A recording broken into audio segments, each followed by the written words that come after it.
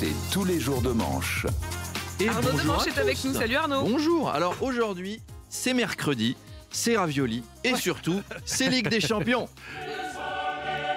Ce soir, c'est PSG Liverpool. Alors, autant savoir qui a la meilleure équipe, c'est pas facile. Autant savoir quelle est la plus belle ville entre Paris et Liverpool, ça c'est simple. Pour vous situer, je parlais avec Eric Ciotti dans les couloirs hier qui me disait Liverpool, tu remplaces les pubs par des mosquées, c'est Roubaix. C'est vous dire le profil.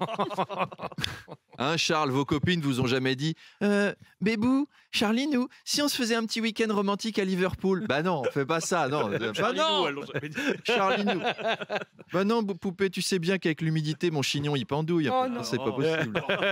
Ça risque d'être compliqué ce soir pour les Parisiens, à moins que Bruno Retailleau ne fasse une OQTF à la dernière minute pour Mohamed Salah, la star égyptienne de Liverpool. Sinon, le PSG va se faire autant malmener au Parc des Princes que Zelensky dans le bureau ovale. Hein. Ça va fumer. Alors, assez parlé de choses sérieuses. Après tout, on est quand même là pour rigoler. On va parler un peu de Troisième Guerre mondiale. Oui, c'est vrai, c'est plus sympa. Bah ouais, la grande question se pose pour la France depuis le début de la semaine. Faut-il partager la dissuasion nucléaire ?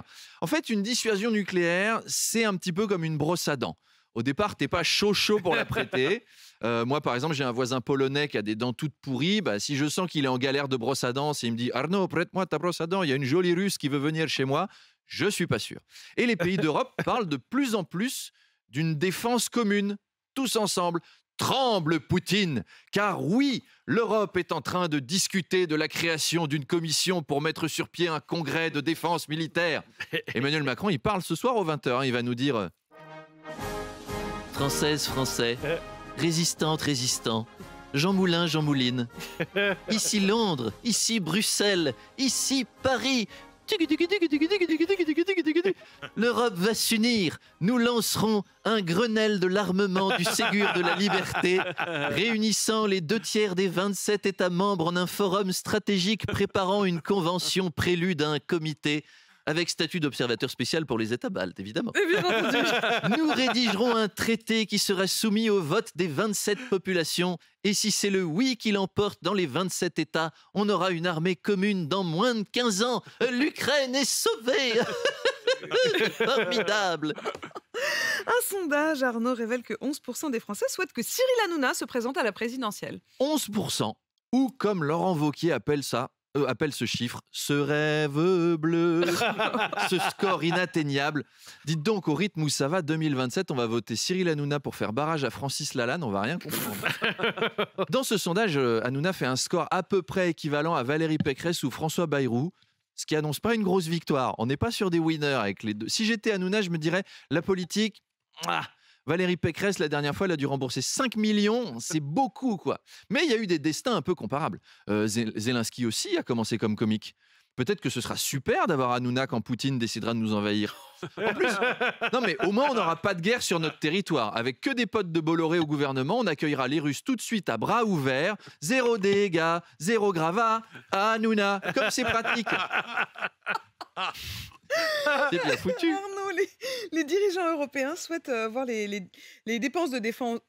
Les dépenses de défense augmenter, l'idée de mettre en place une économie de guerre. Eh oui, une économie de guerre. Vous savez comment ça va se terminer avec une économie de guerre. Manu Le Chypre va être appelé sous les drapeaux comme sergent instructeur économiste. Il va hurler sur des étudiants en école de commerce, comme dans les films américains. Garde à vous les puceaux. Je suis le sergent économiste Le Chypre et votre chef instructeur. Si vous survivez à mon cours sur le keynésianisme, vous deviendrez une arme, un comptable de la mort, implorant la guerre économique. Mais pour l'instant, vous êtes le niveau 0 du libre-échange. Vous êtes des Bruno Le Maire. Vous êtes des députés LFI. Et les seuls mots que je veux entendre sortir de votre sale gueule, c'est planification industrielle. Est-ce que c'est clair ? Ça me plaît. Il est bien là. Bon, comment tu t'appelles, toi ? Kevin Le Chypre, papa. On a dit qu'on le disait pas. Tu dis chef. Mais papa, normalement, on dit chef qu'au patron du kebab. Un kebab, chef. Ça marche pas, toi, t'es économiste. On a un petit malin dans la section. Fais-moi 20 bilans comptables tout de suite. Suivant. Toi, petit, tu t'appelles comment ? Nicolas Dose Junior.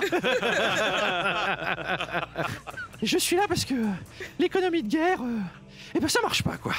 Faudra tailler dans les dépenses sociales, ça va faire gueuler les retraités parce que ces vieux parasites de boomers vont pas vouloir lâcher leur pension en or massif pour payer des Charles Leclerc. Mais je vous préviens, si un boomer commence à me casser les grelots, moi je lui dévisse la tête et je lui chie dans le cou. Oh, toi, t'as du talent. Toi, t'as tout compris à l'économie de guerre. Ça va fumer. Allez, à demain. Sergent le chip. Sergent le chip. Sergent, le oui, chip. Oui, chef. Il est 7h24 et c'est un pirate qui rentre dans ce studio. RMC. Deux manches pirates, le face-à-face. Deux manches pirates, le face-à-face. Salut Bonjour. Arnaud. Mon invité tout à l'heure à 8h30, ce sera le spécialiste des questions géostratégiques, enseignant à Sciences Po, Nicolas Tenzer. Et avec lui, on va bien évidemment aborder la question qui est sur toutes les lèvres ce matin, vu le bras de fer extrêmement tendu qui se profile. Est-ce que le PSG va défoncer Liverpool ce Voilà, soir? c'est ça la question internationale oui, non, du je moment. pense qu'on va parler de l'Ukraine. Hein. Mais d'abord, Apolline, qui est Nicolas Tenzer? On le connaît pas très bien. Alors, il a 64 ans, il a fait Normal Sup et l'ENA, il a enseigné à Sciences Po, puis à la Paris School of International Affairs. Si vous voulez, pour analyser la situation en Ukraine, il est légèrement meilleur que moi, ça vous le situe. Il a été rapporteur à la Cour des comptes. J'ai toujours trouvé ça marrant comme titre. Ouais. Rapporteur à la Cour des comptes, ça fait un peu Monsieur, Arthur, il veut pas payer ses impôts. C'est le rapporteur à la Cour des comptes. Enfin, c'est bien d'avoir un spécialiste en géostratégie. Depuis vendredi dernier et le clash à la Maison-Blanche, on a tous de nombreuses questions sur Donald Trump, du genre qu'est-ce qui lui prend? Il est fou ou quoi? Il a bu? Il est camé? Qu'est-ce qu'il a? Toutes les alliances sont rebattues en fait. Si vous voulez, Charles me disait. Qu'est-ce que Charles me disait? Qu'est-ce qu'il me disait encore, Charles? Il me disait le monde, là, c'est un peu comme un club échangiste à 3h du matin. On ne sait plus qui est avec qui. Pas faux. C'est assez juste.